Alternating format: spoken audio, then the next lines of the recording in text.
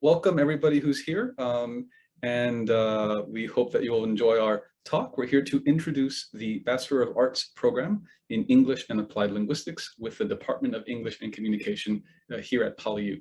So my name is Max Diaz. I am the program leader for the undergraduate program for the BAEAL, and I'm here with Dr. Phoenix Lam, who is our associate program leader. So you'll be hearing from both of us. I'll talk to you a little bit about the in-classroom aspect of our program, and Phoenix will talk to you about the sort of wider outside the classroom, the more interesting parts she'll be discussing with you, and I'll be giving you the information about the program, the core parts of it. So like I said, this is our BAEAL program. Our JUPAS code is on the screen, JS3240, and we are and this program is part of the Department of English and Communication, as I mentioned.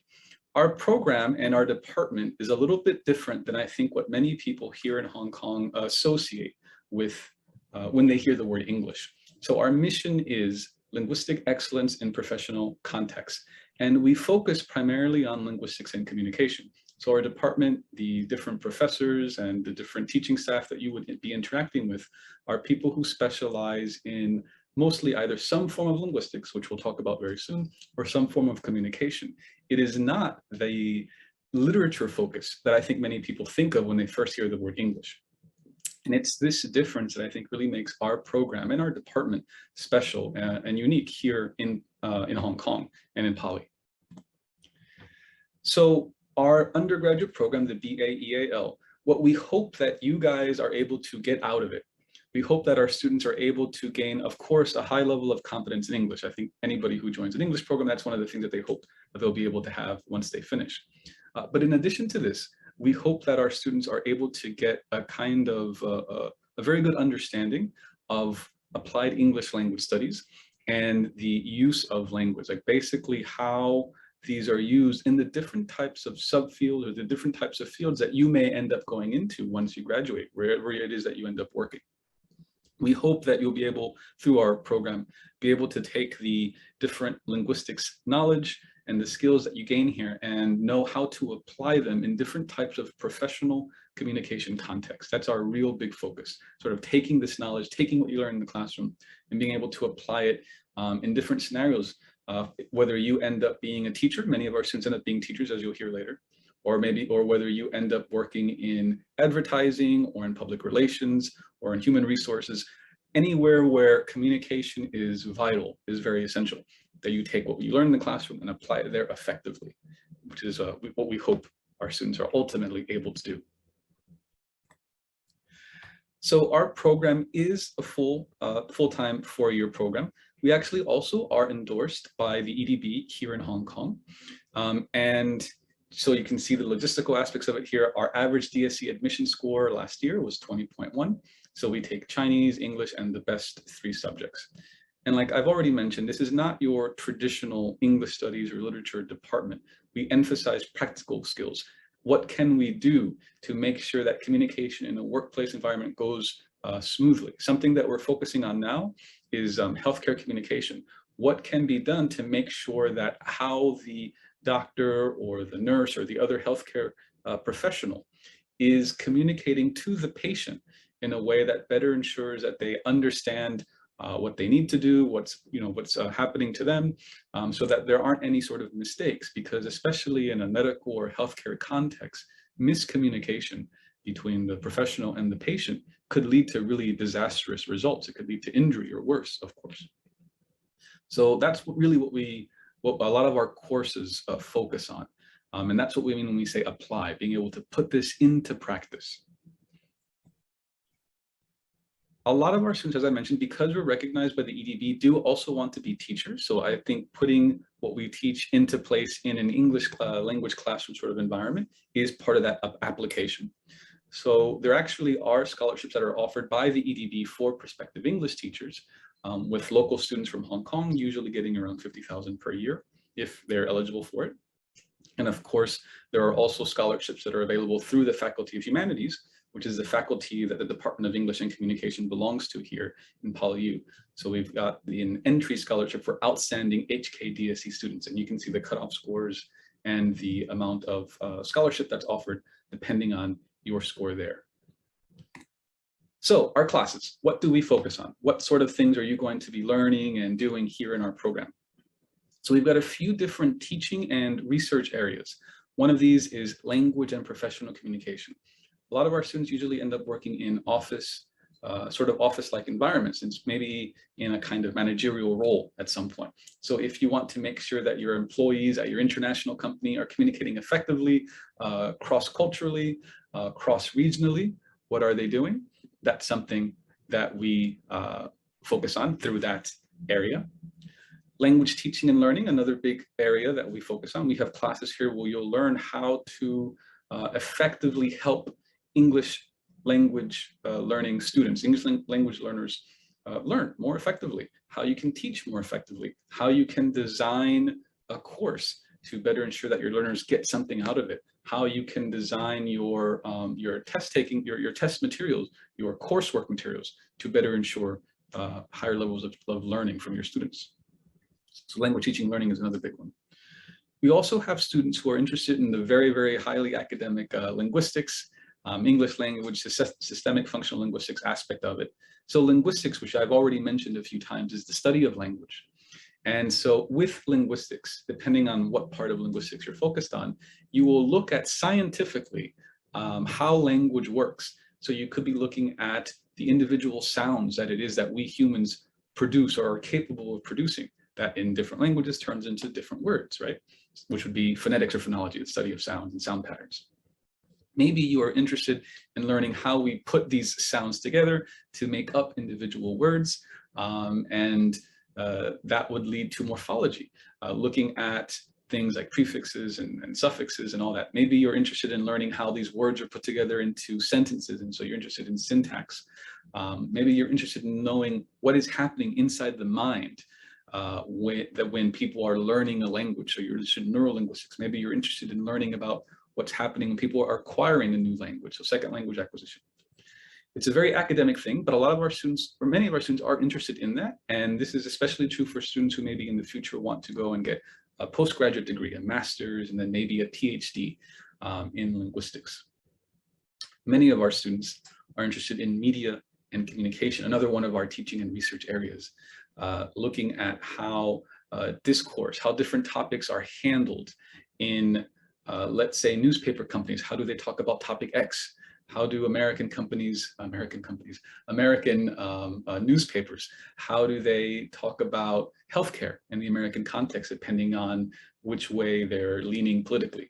How do companies in another country talk about certain other topics? So something like that. How do people respond to the way that they are describing these things? And of course, intercultural communication and area studies.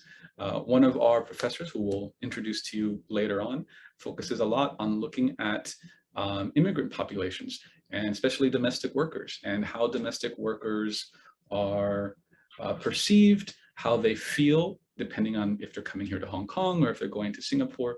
So sometimes we look at things like that. So we have a kind of broad range of topics, of teaching areas, of research areas, which I think, again, is one of our strengths, because no matter what you're interested in, it's easy, I think, for many of our students to be able to find something that matches their interest, whether it's their own personal interest or whether it's their professional interest, or it's both of those. And so a lot of our students go into very varied fields, but fields that they feel are a good match for them. And they get that, they're able to figure out if something is a good match for them because of these different areas that we cover. I think I also forgot to mention at the beginning, but if you guys do have a question, please feel free to type it in the chat at any time, but we'll also have time for Q&A afterward. So you don't have to wait for me to finish saying anything, just type away if you see something interesting, and Phoenix or myself will respond.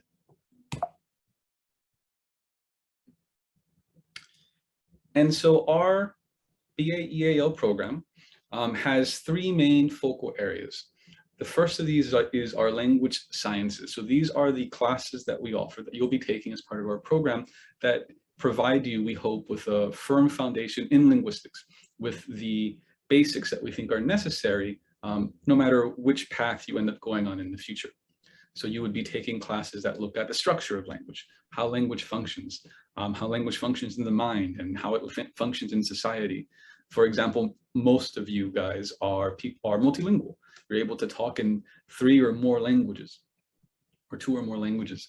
How do you decide subconsciously which language you use when talking to a person, right? You know that when you talk to this person, you're going to be using Cantonese. When you talk to that person, you want to use English. Well, what was it that happened in your mind that made you choose one over the other, right? So language in society, language in the mind. We have some courses on speech therapy for people who may have issues producing certain types of sound, maybe because they had physical trauma, they were in an accident. And so now for them, it's hard, even though they can think just fine, it's hard to actually produce the sentences they want to produce. Or the sentences sound fine, but grammatically they don't really make any sense. What caused that? We have forensic linguistics, which Phoenix here has taught before, which looks at, or can look at, how we can, from a criminal setting, criminal forensics, how we can use language, handwriting, to know if the same person is responsible for writing this note, for example. Computational linguistics, looking at how language can be used in a very quantitative sense when it comes to things like Siri, like Alexa, like what's the Google one? Whatever the Google one is, okay Google. How were those things programmed? How are they functioning? One of our other focal areas, global communicative competence. So if you are interested in studying a language, that's through us, if that language happens to be Spanish, German, or French. So even though we are the Department of English and Communication, we are also the department responsible for teaching Spanish, German, and French here at PolyU. Maybe you are interested in improving your academic writing skills. Maybe you want to know how to be a better science writer. Those types of courses are also offered here through this focal area. And of course, courses on intercultural communication. And our third focal area is English for the professions, where we look at English in different types of professional contexts. So as I mentioned earlier, looking at how we can improve English in a healthcare communication context between healthcare workers and patients. Looking at English in business contexts, looking at English in those language teaching contexts I mentioned earlier. So if any of these interests you, if you think some of these sound like something you would like to do in the future, then I think our program could be a very good match for you. And so if you join our program, you have a few different study options, or you can think of these as paths available to you. The most common option is our single discipline major, which is where you major in our program. And you end up having to take 123 credits total. One course tends to be around 3 credits, tends to be 3 credits. And in addition, something that Phoenix will tell you more about very soon, you also have to do something called Work Integrated Education, or WIE credits, which is kind of like an internship that you have to complete as part of your studies at PolyU. So that's our single discipline major, the default option. For many students, they are also interested, in addition to having this as their major, having a minor. So this is where you might take a minor from one of the minors that we offer. For example, we offer a minor in Spanish, we offer a minor in European Studies. I think we offer a minor in science writing or science English, but it doesn't have to be with us. You could, if you wanted to, like many of our students do, take a minor from another discipline. We have students here who are majoring in our program, but they want to minor in Japanese, or they want to minor in Korean, which are offered by Chinese bilingual studies. Many of our students minor in something related to business or related to hospitality. So this is another popular option. And our third option, which is probably one of the more demanding options, is the double major option. These are for students who want to major in both our program, English and Applied Linguistics, as well as in the program of Linguistics and Translation by the Department of Chinese and Bilingual Study. This is a very demanding one. You can see from the credits here, 168 credits. So they have to take more courses, but for students who are really adamant and feel that this would be very, very useful to their future careers, this option is open. And something that's new starting this upcoming academic year is our fourth study option, which is a secondary major. This is where you have us as your major program, so English and Applied Linguistics, and you can also have what we are calling a secondary major in AI and data analytics. A secondary major is kind of something, it's not quite a double major, but it's much more than a minor. So sometimes some programs might call this an extended major. So for students who are really interested in looking at or going into further into computational linguistics, into language processing, trying to figure out how we can use computers to analyze speech, how we can use computational models to better predict what will happen when you ask Siri a question. So if you're interested in that, looking at sort of this tech-centered way of looking at language, then this secondary major in AI and data analytics could be a very, very good option. If you're interested in this, so you would major in our program, of course, and then at the end of your first academic year, you can choose to apply for the secondary major. And so with this program, you'll learn about AI, artificial intelligence, you'll learn about computational linguistics, natural language processing. If you look up, if anybody of you are curious in working for Google or working for Apple in the future, go into their job sites and you'll see lots of positions for natural language processing. So it's a very popular and will be an even more popular field in the future. Data analytics, computational programming, all of these are in very high market demands. And so if you think maybe you want to go into the tech world, this could be a very good option. All right, so you'll learn both, you'll learn how to analyze verbal data as well as numerical data and the relationship between those two things. So those are kind of, again, the academic-y parts of our program. What I'll do now is I'll turn it over to Phoenix to tell you about what you'll be doing as part of our program in a broader context, in what you'll be doing outside of the classroom. That is still a very important part of our program. Okay, so thank you, Max. So I see that there are quite a lot of you. I'm just wondering, can I see some highs in the chat box? It's a bit scary and lonely for us. You know, we're just talking all the time and we haven't been able to see you. And it would be nice, you know, if you can say hi to us so that we know that you're there. You're not just logging in and, oh, that's good. Okay, thank you. That's great. Okay, I can see some of you here. Okay, that's really wonderful. Thank you very much. Okay, so let's get on. Okay, so you have already listened to Max telling you so many interesting, exciting things about our program, right? So now it's just me telling you something more equally interesting, but outside the classroom.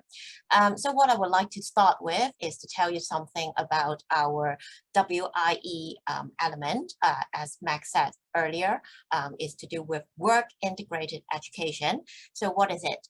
As Max said earlier on, it's a bit like an internship. So the idea is to give you more opportunities to have some practical work experience. So you will be attached to a particular company or organization. As you can see here, we have some students here, you know, who worked with different companies like Singapore Airlines or Prada. We also have had students who worked with other companies like HSBC, the Bank of China, IBM, Giorgio Armani, Mandarin Oriental Hotel. So these are all very exciting work opportunities for all our students. The idea is to help you to have a feel of what it's like, you know, to work in a particular industry. You're also young, so probably you don't actually know what you want at this moment. So it will be a great chance for you to get to know more about particular posts, particular industries, and then you can see whether you like it. So that's WIE, and that's credit by bearing. Okay, so you can get 3 credits from that as well.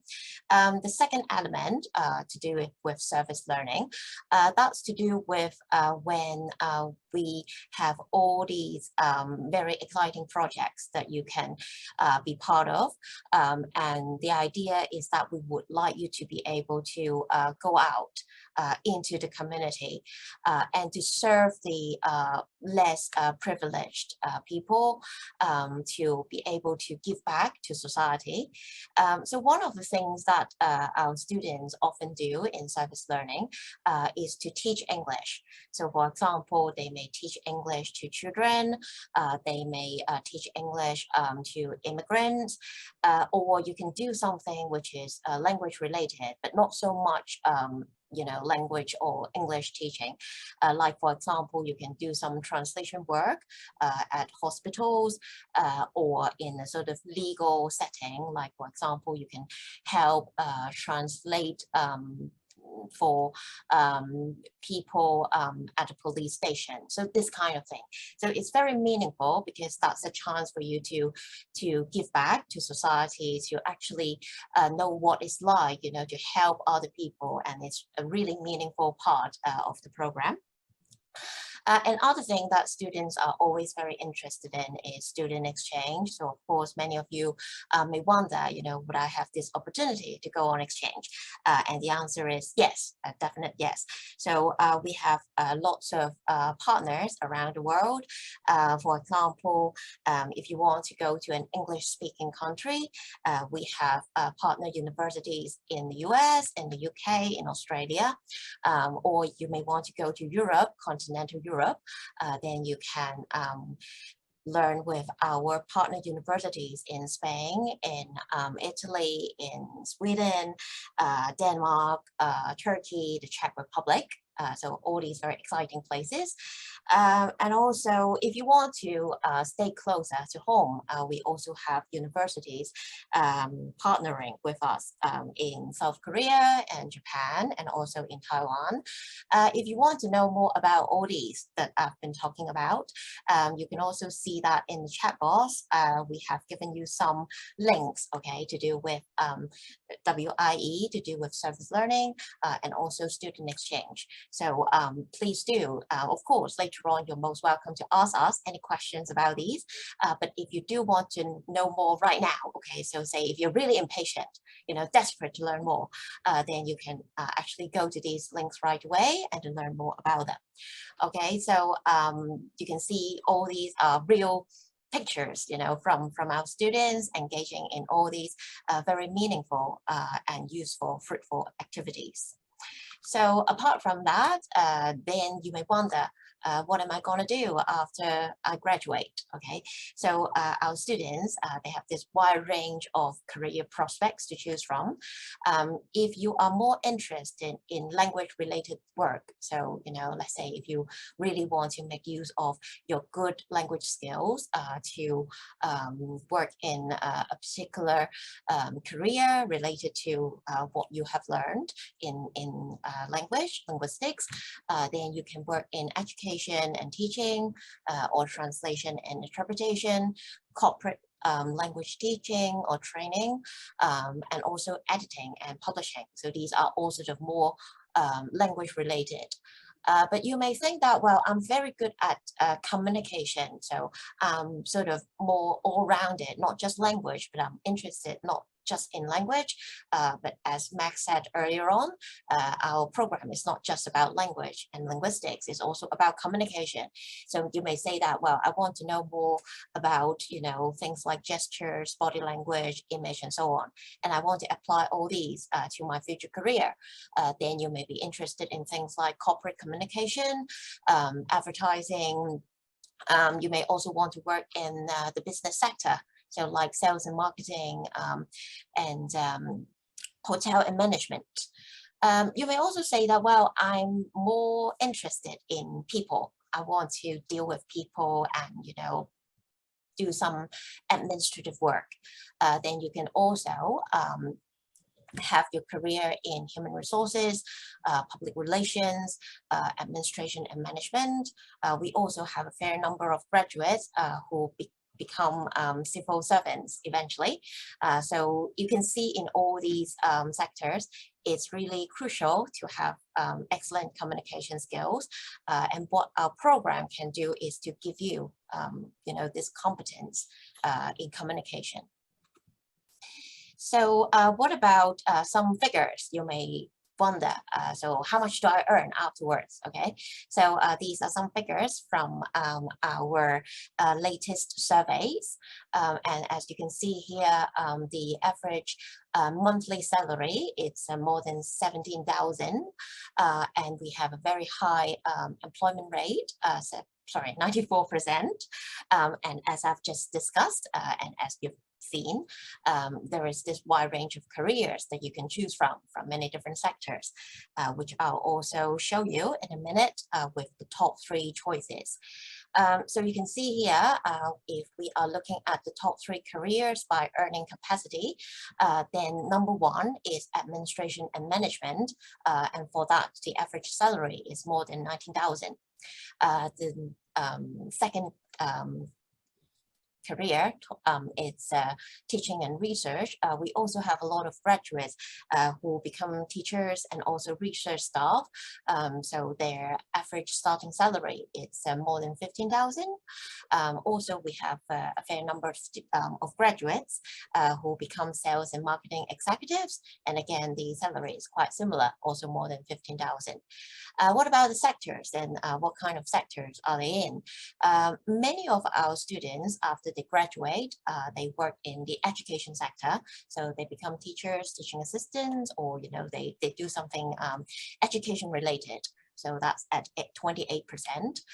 We also have 90% of graduates recently who work in the financial institution or insurance sector. So again, that's a very important sector in our society as well.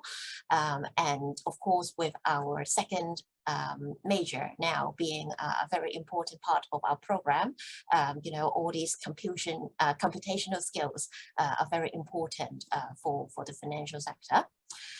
So the third, number 3 choice is community or social services, and also trading or wholesale and retail. So again, that's the business sector where communication skills are very much valued. So you can see that, these are really the kinds of career paths that our students, our graduates have. So hopefully that can give you an idea of the kinds of things that our graduates do. And as you've seen earlier on, the starting salary more than 17,000, and that's higher than the average salary of Hong Kong tertiary graduates. And in fact, it's not just that; it's not just higher than the average salary of the market, but also when we compare our graduate salary with other units in the faculty. So we have 5 units in the faculty altogether, 5 departments and units, and our graduate salary is always among the top, the first or the second. So the highest employment rate that you've seen earlier on, 94%, that is, I'm going to give you more detail about that. What it means is that 94% of them, they were actually employed full-time, okay? So it's not just part-time jobs, it's full-time jobs, and it's within their year of graduation, or they just pursued further studies.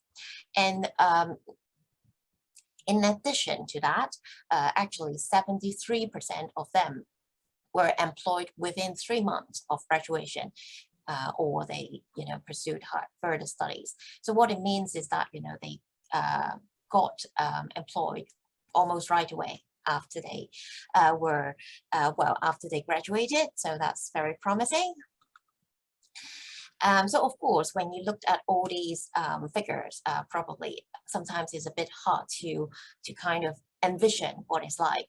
So I'm now going to give you some concrete examples of our outstanding alumni. Okay, so you can see here are 4 examples. We have here Freddie, who actually won the Outstanding Young Alumni Award in Entrepreneurial Achievement in 2022, very recently. He is the co-founder and the CEO of a startup company called Stories, which designs travel apps. So if you are, for example, traveling and you want to find a travel app which gives you more information about a place, that's what this company does. So you can see that our graduates are really creative. They don't just have excellent communication skills, but they are able to invent things. We also have Abby, who now works at Google in the digital strategy division. As Max said earlier on, one element of our program is about, you know, computational linguistics. So our graduates can put that knowledge into good use. We also have outstanding alumnus who is now working in the education sector. Mariah, who is now a lecturer in a sister university, and also Justin, who works in Milbank, who is an international law firm, and he is a legal manager. So you can see that, you know, we have all these really successful alumni working in a wide range of sectors, and they are able to demonstrate that, you know, not only do they have very good communication skills, but they have creativity, they have entrepreneurship, they are able to make use of all these skills and knowledge that they've learned from the program and excel in their different sectors. Okay, so of course, we don't just have excellent alumni, we also have award-winning students. And you can see here, these are just some examples of the very outstanding students that we have. They have won all these very competitive awards. Like Amy on the left, she won the most outstanding PolyU student award in 2017. That's only one in the whole university. So you can imagine how competitive that is, and she won it. Okay, we also have Lois and Jenny who won the Outstanding Student Award within the faculty. Again, you know, within the faculty we have many students, and they were able to win these awards, of course, because of their hard work, because of their abilities, but also because of the very good teaching and support from our department. And that's why now I'm going to tell you something about the award-winning teachers and scholars that we have at our department. So you can see here, we have many colleagues, you know, who are really outstanding scholars in their respective fields. For example, Professor Hu Guangwei, who is an outstanding scholar in language acquisition, language learning. So for example, if you want to know how to write better essays, then he's the one to go to. We also have Professor Louis Cummings, who is a world famous scholar in the field of language disorders, as Max mentioned earlier on. So for example, if you are injured and then you are not able to produce certain sounds, or maybe when you get old and then you forget how to name things, that's the kind of things that Professor Cummings is interested in. And then we also have Professor Kathleen Ahrens, who is an outstanding scholar doing research in metaphors. So for example, if I say Max has a heart of gold, then that's a metaphor, okay? So let's see if you know what that means, okay? If you know what that means, then put it in the chat box. We also have Dr. Margot Turnbull, who is an outstanding teacher. She also does research in health communication as Professor Bernadette Watson, who is again a world famous scholar in the field of health communication, interested in how patients and doctors communicate and how they can communicate better, you know, to improve health communication.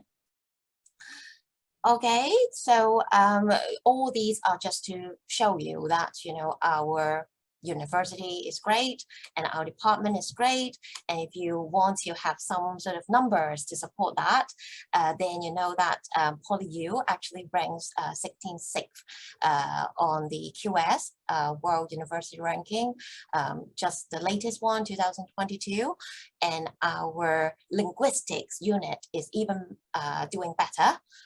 We ranked 55th. Okay, and you can see on the right some other very famous universities for you to compare for reference. So you can see that PolyU is really doing very well.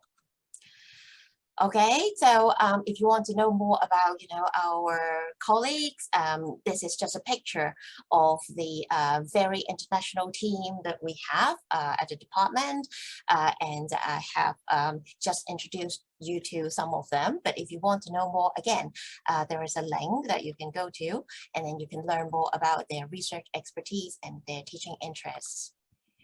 Okay, so this is just a picture of everyone.